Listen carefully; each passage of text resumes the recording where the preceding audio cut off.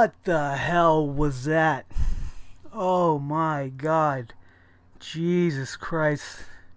Please help me accept the things that I cannot change and give me the strength to move ahead forward in this crazy, crazy world of the WWE. My name is Nick Nightmare. Along with me is the World Heavyweight Champion of microphones, Blue the Snowball Microphone.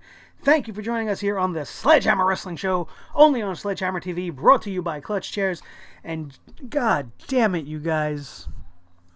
Come on. Seriously, what was this show? What was this? Is everybody asleep over there? Or do they genuinely, truly just don't give a shit anymore? I don't understand it. This stupendously sucktacular SmackDown Live came to us from the Oracle in Oakland, California. Oh, how I wish I could go to an Oracle right now, that there was an actual person who was an Oracle with mystical powers that could erase the last 2 weeks of SmackDown from my mind. It's as if they took the script from last week minus Vince McMahon and just said, let's do that again. I swear to God, I genuinely felt at certain points during tonight's show that I put on the show from last week. I was very confused, and it was just like, am I really watching this again? What changed from last week to this week? Absolutely nothing. No Bobby Roode. Still no sign of Mike Kanellis. And all we get is 2 hours of nonsense. And the same nonsense that we got last week. Minus the epic encounter between Kevin Owens and the Boss at the end of the show. This week's show even made last week's terrible show look even worse. And I didn't think things like that could be possible. SmackDown has consecutively and consistently just been going further and further down the tubes. And I don't like it. I don't like the direction that everything is headed, and I cannot wait for this supposed shakeup, because this current rendition, this current incarnation of my favorite wrestling company on the planet is just absolutely poisoned. It's poisoned itself. It's poisoning me on a weekly basis, and I almost just can't take it anymore. Wrestling used to be fun. Wrestling used to make sense. Sure, there were always people you didn't like. There were angles you didn't like. You can't like everything. You know, you can't please everybody with every single show. You're always going to have people that hate this and hate that. But when the vast majority of us hate everything, then you're doing something wrong. What jackass back there thought that last week's segment for Jinder Mahal, which any segment with Jinder Mahal is bad, but when he spent a good 10 to 15 minutes mocking and skirting the line of racist remarks against his challenger Shinsuke Nakamura for being of Japanese descent, that went over so well, right? That was fucking fantastic. That was the highest rated segment of the show. Everybody thought it was great. Jinder Mahal put on his best performance of his life, right? So let's do it again, and this time let's make it even worse. I could swear that I heard chants in the crowd of people going, that's too far, that's too far.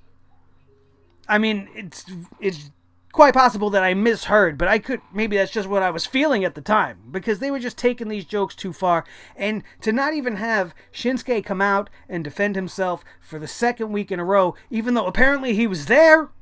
He was there. He was backstage. He got to talk to Renee after the whole thing went down. He didn't think it was important enough to go down and shut this moron up. Absolutely cringe. The cringe would continue when you went on to the women's segment. I don't understand the logic, and I don't understand what they're doing when they are having these big, elaborate interview segments, right? These in-ring microphone segments that go on and on and on to establish a matchup on the very show that we are watching. When you should be able to start the show and announce the card. What the fuck are the general managers and commissioners doing the whole week long that they don't have the show booked by Tuesday? They're really just waiting for people to come up to them in the back and ask for matches? and they're waiting for things to develop in the ring and go, oh, okay, we'll make a match out of this. That's actually what it feels like is really happening. That they're just letting the talent run amok, and then when they get into the ring, the general manager goes, oh, okay, you want to fight, you can fight, you fight right now. Or you go, you want to fight at the pay-per-view? Well, you'll fight tonight with 2 partners. Or we'll have a 6-pack challenge. Or a 5-way. Or a 4-way. Or a triple threat. It's just a constant, repetitive circle that we're going, and nothing makes sense. Everything is awful. Who was in charge of this segment? Who greenlit this and said, yeah, this is good TV. This is going to get Jinder the heat that we want him to get. Absolutely terrible. Let's get this fucking review over with. The show opens up with Shane McMahon coming out to confront or, berate Kevin Owens about everything he did to Vince McMahon last night. His old man and he have had their ups and downs, right? But it's still his old man, and nothing's more important than family, and he loves his dad, and he's going to defend his honor. Great. Who cares? This went on way too long. This could have been a 1 or 2 sentence, short and concise, to the point, straightforward interview. Maybe he could have said it to Renee in the back to open up the show. Listen, I saw what happened. I'm here, and I'm going to take care of it myself. You and me, Hell in a Cell, it's going down, blah, blah, blah. Whatever. Didn't have to be a 15-minute segment for Shane McMahon to be all dramatic and play with the crowd and let them chant and try to get a pop, even though there was non-existent. The crowd could care less in Oakland. Seems like they went to the Oracle of Sleep. Because when they went in there, their mystical, magical oracle of this building just put everybody into a nice lullaby state. Shane McMahon was saying some good things. They just could care less. They didn't pop for anything. And that makes always the show feel worse. And when you have a bad show with a bad crowd, it makes for an even worse night for those of us at home. This was just fucking stupid. I didn't really care. And the stupidity would continue as the first matchup of the night featured Randy Orton versus Aiden English. Who cares? Who would care about this match? Why is Randy Orton fighting Aiden English? Can somebody tell me that? It makes 0 sense. And then you have Randy Orton, surprise, beats Aiden English. It would have been much more interesting for you to have Aiden English go over on Randy Orton and maybe start something different and make a new superstar. But no, we're still in this same old black and white. Randy Orton's going to win because he's the legend, and the young guy's going to lose because we don't give a shit about the young guys. This is bad enough, but it's made even worse by Rusev coming out after the match is over, talking to Randy Orton, telling Randy Orton, you know what you did to me at SummerSlam, I was supposed to be a hero in Bulgaria, the same shit we've heard him say last week before he said he's going to come and he has to destroy a legend, right? Made Rusev look like a badass, right? Made you say, all right, well, maybe they're going to take Rusev seriously. Maybe he's going to really go on a legit push. We're going to get a nice run for Rusev, right? No. We go a complete 360 degrees in the other direction, finding ourselves oddly right back where we were in the first place. And they made a joke and a mockery out of one of the best talents they have, which is Rusev. He comes out there, he's talking his shit, he's repeating himself from last week. He gets into the ring. Randy Orton goes into the ropes, hits Aiden English by mistake. After he attempts an RKO, Rusev pushes him into the ropes. He bangs into Aiden English and then walks into a stiff kick from Rusev. Rusev gets the pin because all of a sudden this was a match and the referee was okay with this. This was alright. We're just going to have an impromptu match. No GM to clarify. No Shane McMahon to say, yeah, alright, let it happen. Just, alright, the superstars make the matches now. We're just going to have this match. Rusev says, I'm out here. I'm going to kick your ass. Boom. This happens. He kicks Randy Orton in the face. Gets the pinfall, starts jumping around and cheering like a big jerk. You know, he looked like a big jooch, man. He just looked really dumb. It didn't look like the Rusev that I know, like the Bulgarian brute. I couldn't even think of what they call him because it's been so long since I've seen him in that light. And it wouldn't even stop after that. They would come back and show him still acting like an idiot.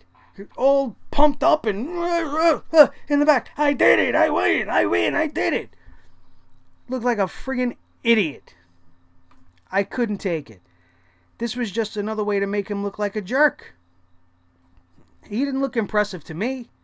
What would have been easily more impressive and probably better for the show altogether was if you scrapped that match with Aiden English, which you gave a good solid 7-8 minutes to, and added that to whatever this shenanigans was that was going on with Rusev.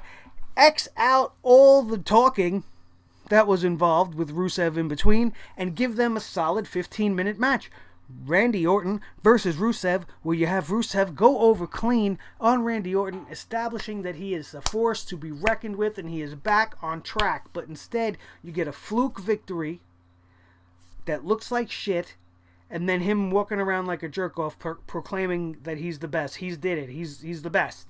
He's brought honor to Bulgaria. Have you? Have you really? Do Bulgarians like giant monkeys that do nothing? Because that's what he's been relegated to. He's just a big old bear that dances around and rides a little unicycle like they do in the circus. Absolute waste. Another waste would be the Baron Corbin challenge to AJ Styles on the U.S. Championship Title Open Challenge, right? So Baron Corbin tells everybody last week he's going to answer it this week, right? So what did we say last week? We said, guarantee you, Ty Dillinger is going to get involved in this match in some way, but this match wouldn't even get started before Ty Dillinger would cost Baron Corbin his shot tonight in this U.S. Open Challenge. Obviously, he injured his leg due to the attack by Ty Dillinger. He ends up bumping into Renee in the back and starts saying, oh, he's going to pay. You know, this isn't over. Ty Dillinger, you think you could do whatever the hell he said. Who cares? It's Baron Corbin. Can you really take him seriously? Do you give a shit anything about anything he has to say? No. Because ever since you just swept him under the rug, took everything you gave him away from him for whatever reason, whether it was his Twitter outbursts or whatever backstage bullshit has been going on with Baron Corbin, you stopped caring about him, so did we. And I continue to not care about him. And you've now consistently not featured him in decent matches. He's always doing run-ins or whatnot. It's just a never-ending circle of badness. A never-ending circle of badness. And I can't take it. You know what else I couldn't take? Was this fatal 4-way interview. It was horrible to get through. Natalya, I like Natalya. I've always liked Natalya. She's part of the Hart family. You can't help but to want to pull for Natalya. But when she gets on the microphone like she did tonight, you can't help but cringe your shoulders up and you feel your hairs standing up on edge and you're praying more and more for that oracle to come and erase your mind from this night because she's just terrible. And do you know why she's terrible? She's terrible for the same reason that Roman Reigns is terrible. Because Natalya is probably naturally charismatic. But she's given a piece of paper and is told to say all these things. This is the story we're trying to tell. Don't take our ideas and put them into your own words. Don't do that. Don't try to get our message across your way. Because we don't trust you and we don't know what you're going to say. So we don't want you to go off the script. Just read the script. So they try to read the script, and that's why everybody's coming off very robotic, very stale, no emotion behind their words. It was like, oh, here we are, we're celebrating women in wrestling. Nothing behind it. She wasn't excited to say it. She didn't care about what she was saying. She didn't care about the stupid picture of herself she was about to unveil to the world. She didn't care that she was going to be interrupted by a cavalcade of females that you all knew was going to happen. Because when there's one female on the show, there's going to be all of them. Because God forbid we separate females. Instead of having two separate segments that would further along two storylines, we have two clusterfuck segments, which just make no sense. Even the matchup itself at the end of the night, from what we were allowed to see, since it was more important that we go to commercial with 10 minutes left to go in the show, than to show us this match that you so greatly hyped with this almost 10-minute boring interaction between all of these girls that just totally made me want to go to sleep. It was nothing. If you missed it, You missed absolutely nothing.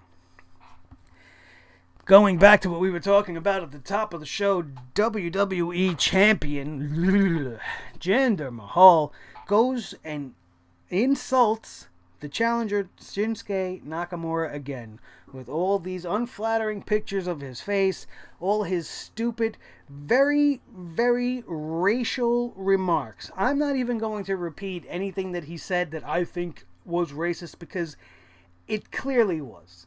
And I know it's not their intention to be racist. They're trying to be funny. But these people that are writing comedy at the WWE obviously do not know what funny is. They're like that bad comedian that's always blue just for the sake of being blue. Not you, Blue. We love you when you're blue. But you know what I mean when I say working blue. If you don't know what that means, it means when you curse a lot. When all you're doing and the brunt of your jokes and the whole portrayal of yourself and everything that you say is punctuated with cursing, that's not talent. That's just you cursing because people think it's funny when people curse.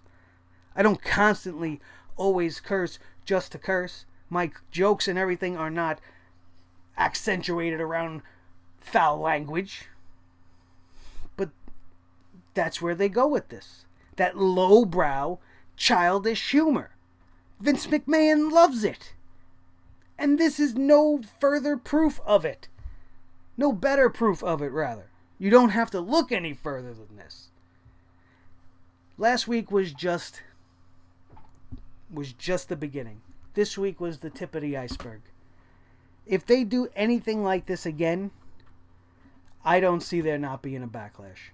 And I don't mean a WWE pay-per-view backlash. I mean an actual backlash from the public. This whole segment, once again, with his little midget friends and his carpet and him trying to be funny, it just was not. It was very uncomfortable. The crowd was all over them for it. Nobody was reacting to anything. Everybody felt as uncomfortable as I did. It was unnecessary. And whatever idiot wrote this segment for last week and then decided again this week to do it again should be fired immediately because they don't know comedy. Obviously, these were two comedy segments that were supposed to be written for an eloquent and charismatic champion to deliver. And that is not what we got. The best part of the night, Kevin Owens addresses the situation with the McMahon family via satellite.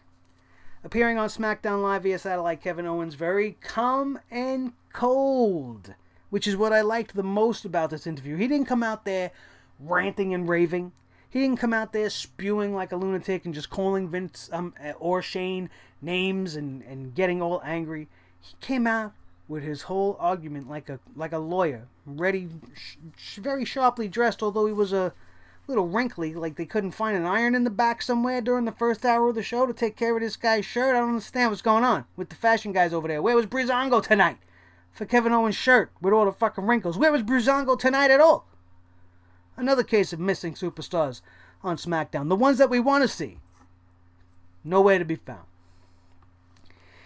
He says he's showing no remorse for his attack on Mr. McMahon last week, and he gave everybody the reasons why, which is pretty much he did do nothing wrong in this scenario. He is the victim in this case, and Kevin Owens actually has a point. Regardless of what happened initially, everything that has happened after the initial AJ Styles Kevin Owens controversy with the U.S. title, which led to Shane McMahon interjecting himself as the referee.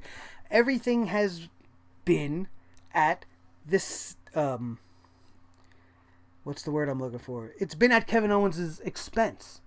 He never truly got justice for how he was wronged. He did not really lose his title.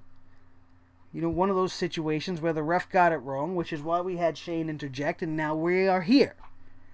And the whole promo was great because he just was very cool, like the little kid trying to plead his case to the principal. Like, listen, I didn't do anything wrong. I did everything that I told you I was going to do. If you did what you promised you wouldn't do, which was officiate fairly, I pretty much, asked your father for permission to beat his ass, and he gave it to me, and I did. I am not in the wrong. I have done nothing wrong. You are the ones that have wronged me, and he promises that what he does to Shane in the Hell in a Cell is going to be far, far worse than what he did to Vince McMahon last week on SmackDown. Best moment of the night. Probably just because it was Kevin Owens. I love me some Kevin Owens. When he is on the mic, it's magical. You know, just certain people are born to do this. And he is definitely one of them. Just like Bobby the Brain Heenan was.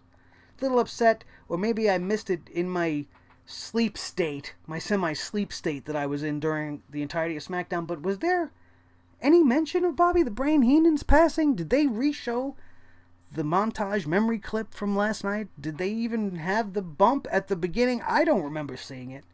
Correct me if I'm wrong, please, but it's another reason why SmackDown sucks, because I didn't even see that. I was looking forward to seeing that again, and I don't remember seeing it. Maybe I skipped through it. Maybe I slept through it. Who knows? Maybe that oracle did work and put me to sleep. What the hell do I know?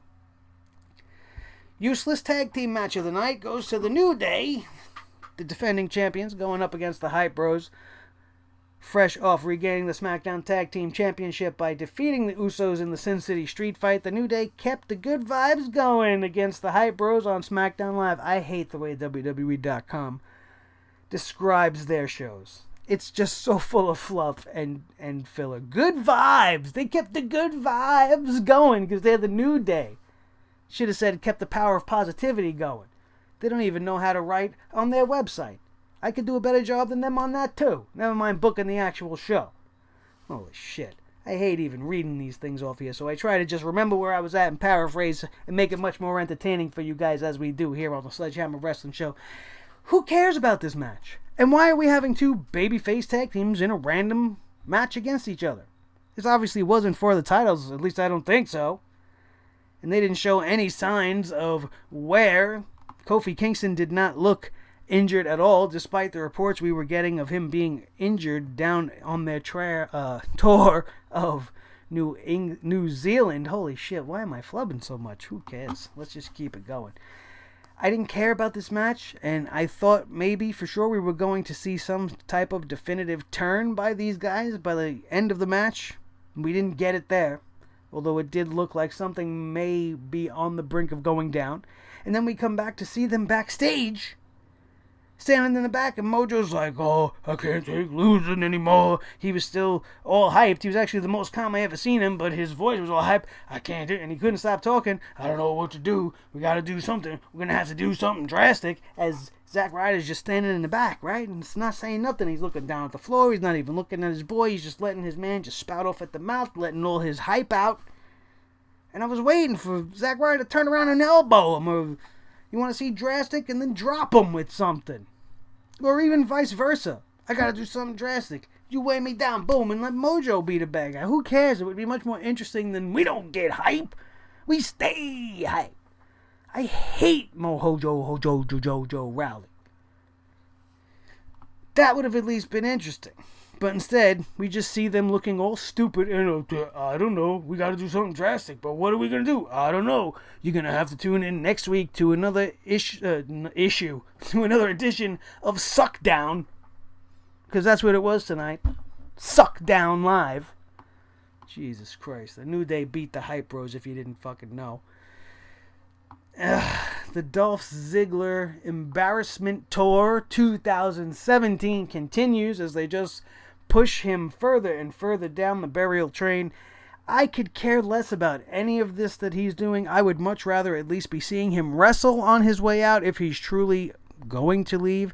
All this mimicking and mocking of entrances and then telling us the same thing every week is just, it's already gotten old. This is about the third time they've done it. I don't care which superstar it was. The only part of this segment that even piqued my interest was the fact that the crowd started to chant CM Punk again, which usually gets me annoyed, but in this case I thought that's a great idea, and he should have definitely came out. They should have hit the music and let him come out as CM Punk. When that music hit, the crowd would have went berserk, and he could have really got a heel reaction off of that. If that's what you're intending to do you think they really would have gave a shit that Triple H didn't come out? Or that he was dressed as Triple H tonight? Or that he was dressed as HBK tonight and did these elaborate entrances and then did the DX entrance? It just came off as absolute cringe. It was hard to even watch, and I hated every single minute of it. It was just giving me that feeling. You know, when you're watching something like this, it was almost like when you're watching your best friend get beat up and you just can't do anything to stop it because there's 25 guys, and if you get involved, you're going to get jumped too, and it's just not worth maybe losing your life. You know what I mean? And you just got to watch this guy. Maybe he's not your best friend. Maybe you'd get in there for your best friend, you know, because it's your best friend. But, you know, maybe you're just watching some guy getting his ass beat, and you and your buddy are watching, and you're like, hey, listen, we don't know that guy, but I feel really bad for him. That's how I feel for Dolph Ziggler right now. It's like he's just getting put through the ringer for the sake of being put through the ringer, and it's hard to watch. It's hard to watch. And you could almost see in his eyes that he don't want to do it. It's almost like he's dead in his eyes. Dead Ziggler. Right in his eyes. There's nothing behind them. He's just doing what they told him to do. You don't care about me. I don't care about you. Let me pretend to be this guy. Then I'll pretend to be that guy. And now we're out of here. Get off, Dolph Ziggler. I don't care. The show would end with the fatal 4-way match. Tamina Snuka, Becky Lynch, Charlotte Flair. Who cares? Who cares? This match had my interest at the beginning, and then they went to commercial within like 60 seconds, and it was a nice long lengthy commercial too, and then they came back and we got about 4 minutes of women's match. Some woman's revolution you're having. Some respect for the women you guys have. We have this whole initiative to push the women. We're having a women's SmackDown Live main event, but we're going to make half of it be commercial. And then even in this instance, you don't do the picture-in-picture that you've been doing for SmackDown Live. You don't deem this important enough. But we have to watch Randy Orton and Aiden English at the beginning, right? We have to watch them during the commercial break. That we need to see. That's must see. But the main event, we could just take, screw it. It's just a women's match. WWE, god damn you. God damn you. We came back, saw a few little high spots. Best moment of the whole entire match, as with most Charlotte Flair matches, is her beautiful moonsault, which she executed as a thing of beauty to both Naomi and Becky Lynch, who were laid out in the ring, and it was an absolute thing of beauty. The rest of the match left a lot to be desired. It just seemed rushed because they left the girls only 10 minutes to begin with. And it didn't seem like they were really able to get anything truly going in this match. The end of the match was just a kick fest. It was this one kicked that one kicked this one, and then Charlotte gave the big boot to Tamina, pinned the big Tamina Snuka, and then it was over. Charlotte Flair will be going to Hell in a Cell to face Natalya. We will have Charlotte versus Natty for the Women's Championship at that pay-per-view. And that was your SmackDown, guys. It was fucking horrible. I hated every single minute of tonight's show with the exception of Kevin Owens. Where was Sami Zayn? Where is Mike Kanellis? Where was Bobby Roode? Where is Breezango? Those are 5 of the best talents in the world. And you didn't use them. Nakamura was backstage, but you didn't even give him a match of his own tonight to maybe tune himself up or get himself ready for Jinder Mahal. These guys are in a feud that's going nowhere, and they better not end up inside the Hell in a Cell. The New Day and the Usos will be in the Hell in a Cell, but from what I'm reading, they're going to be fighting each other way past Hell in a Cell, which already renders the Hell in a Cell pointless. Because the whole reason to have a Hell in a Cell match is to end your feuds. And the only feud of note is Shane McMahon versus Kevin Owens, and that's only gotten started for the last 6 to 8 weeks. So how long of a feud is it? How much of a blow-off does it really need? We're going to blow off this show. On that note, thank you guys so much for tuning in here once again today. Don't forget to check out Clutch Chairs. The link will be down in the description below. All you got to do is click that link, go look at a chair or two, and then say goodbye. And you've helped the show. And I will appreciate it greatly if you do so. Also, if you enjoyed today's show, you agree with what I say, you like it, you don't like it, whatever, just like this video. Hit that thumbs up. Boom! It takes just 1 second to do. Click it right now as I'm saying it. 1, 2, 3. Like that video if you like this video. Obviously, if you made it this long, you did. And if you are not already part of the Sledgehammer Club family, do not forget to hit that subscribe button, ringity-dingity-dingity-doo, that ringity-ding subscribe bell next to the word subscribe for your notifications for that up-to-the-minute every single time. You will know as soon as a video drops right here on YouTube. And that, my friends, is going to do it. My name is Nick Nightmare. This is Blue, the Snowball Microphone, the World Heavyweight Champion of Microphones. Thank you for watching, and we will see you next time right here on the Sledgehammer Wrestling Show. Rock and roll.